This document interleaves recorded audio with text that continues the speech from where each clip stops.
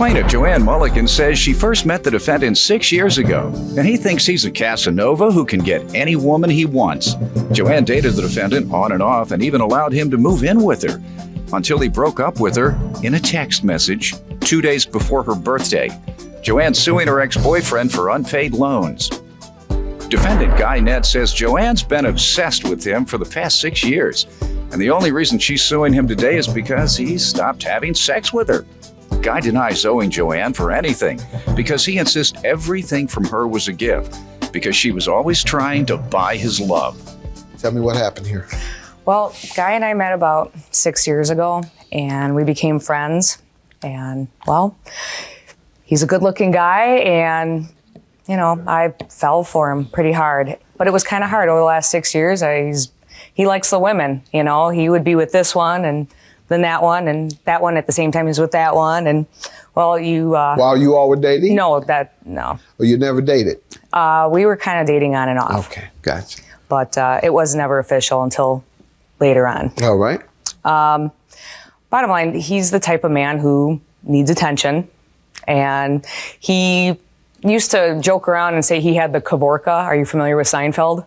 Where it's basically he can walk into a room and get any woman he wants. One time there was one girl was on his knee, one girl was on one side of him, one girl was on the other. They both grabbed onto his shirt and were pawing all over him, ripped his shirt open, and buttons went flying everywhere. You were there? So I saw this, yes. And I looked over, I was like, you got to be kidding me. Ladies, man, is that right? That's a fact. That's a fact. Nothing but the facts. Well, in October of 2008, while he was living with another woman, he was texting me, I love you, I miss you, I'm miserable here, you know, I want to be with you. And, well, needless to say, he moved in, you know, shortly thereafter. And about 2 weeks after that, I started to get these anonymous emails from other women saying he's starting to meet up with his ex-girlfriend and you know where he's at, you know, so on and so forth. Well, on February 12th, and my birthday is actually February 14th, which is also Valentine's Day, I was heading home from work and I got a text message, Dear John text message saying that he had already moved out. And when I got home, you know, the house was in disarray, everything that belonged to him was gone. How long had he lived with you?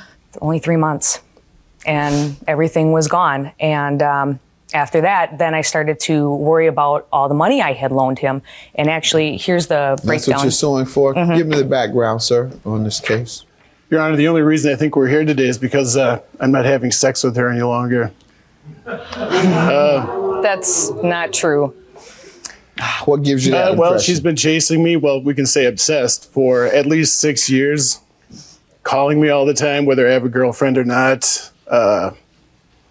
Carrying on, showering me with gifts, giving me a place to stay when I needed it, when she knew I didn't have any money. She was just always there for me, whether I wanted her to be or not. But ma'am, based on your testimony and what he's saying, it's hard, you know, not to believe him. Just based on your fascination with him and the way you talked about him being such a great ladies' man, and he had 2 women on him at one time, and you act as if, you know, he is the best thing since sliced bread. And and some women do act in that manner when they have a playboy who they're fascinated with.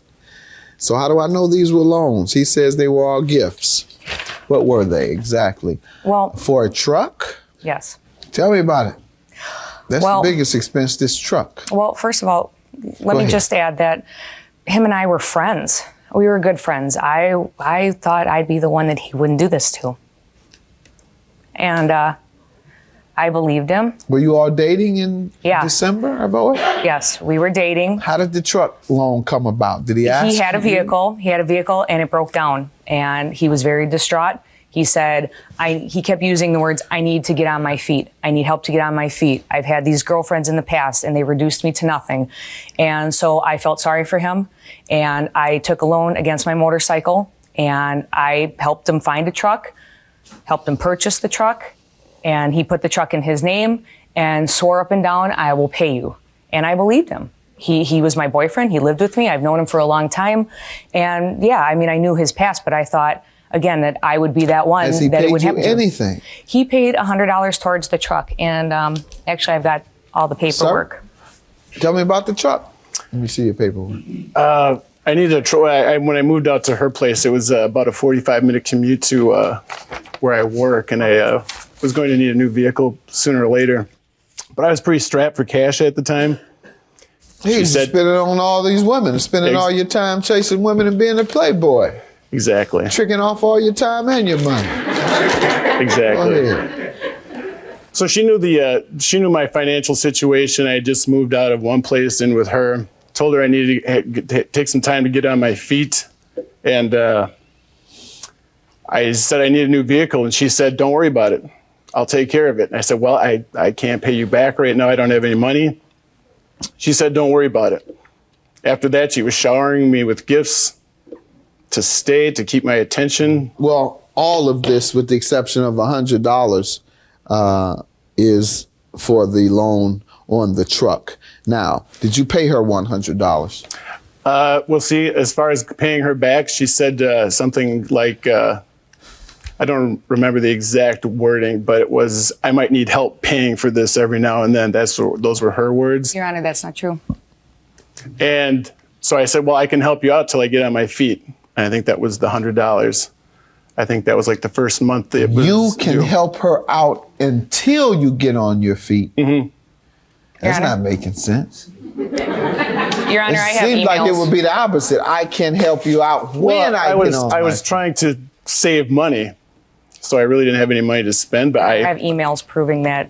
Let's see. He said he was going to pay me. He even said, "Oh, I'll pay you $400 here," and "Oh, I'm working on a big payoff," and "Oh, now I got $2,000." And that was kind of out of the blue. But then I learned he got back with the girlfriend that he was living with before me, and apparently he was trying to swindle her out of money, because later on she said, "Oh, well, he owes me $2,000." Well, he was referencing $2,000, so that's probably how I was going to be paid.